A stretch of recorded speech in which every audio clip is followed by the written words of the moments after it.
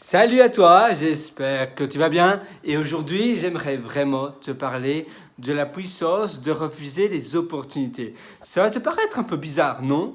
Pourquoi devrais-tu en effet refuser des opportunités?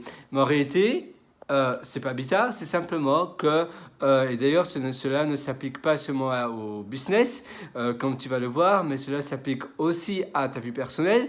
Donc premièrement, on va parler des business. Refuser évidemment les opportunités, c'est quand il y a une entreprise qui nous propose de faire d'autres choses ou qui nous propose de faire un service ou un produit qui nous éloigne un peu de notre business model. Et ça, c'est la catastrophe parce que alors on va justement dépenser de l'énergie, dépenser du temps pour un business qui, justement, pour un modèle de business dont on ne veut pas aller vers, dont on ne veut pas tordre.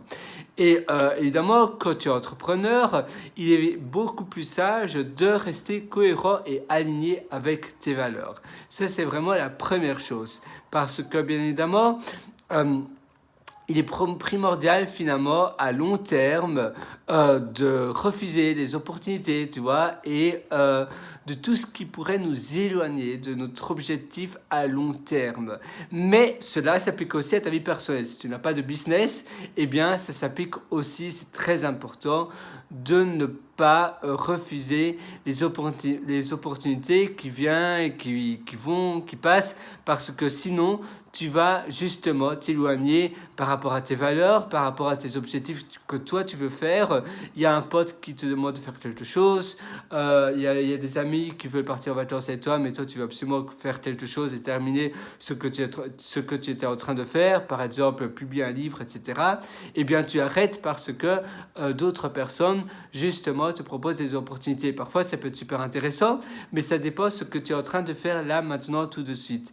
Et évidemment, si tu papillonnes un peu de droite à gauche, le problème c'est que tu vas être beaucoup moins focus, tu vas avoir beaucoup plus de mal à te tenir et à être cohérent avec tes propres valeurs.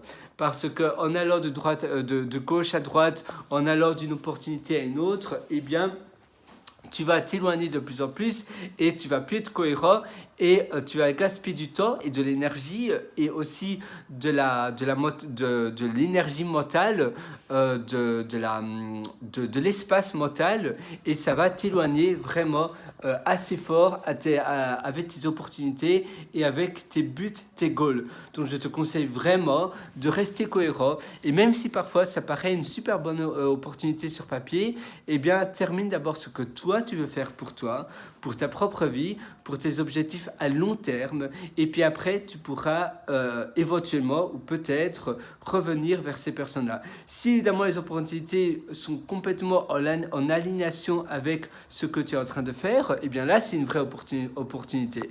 Mais si les opportunités ou les offres eh bien, sont en contradiction ou pas tout à fait en alignation avec ce que tu es en train de faire, et bien là justement ce n'est plus une opportunité et c'est justement quelque chose qui t'éloigne complètement de ce que tu es en train de faire. Donc voilà, je te conseille vraiment de toujours rester cohérent, de toujours rester de où tu étais en train de faire et toujours être en alignation avec tes opportunités. C'est tout pour aujourd'hui, à très bientôt, ciao, et reste en valeur avec tes propres valeurs, reste cohérent et ne te laisse pas influencer par les choses qui paraissent très bling bling, très dorées, mais finalement qui ne le sont pas en réalité. Ciao!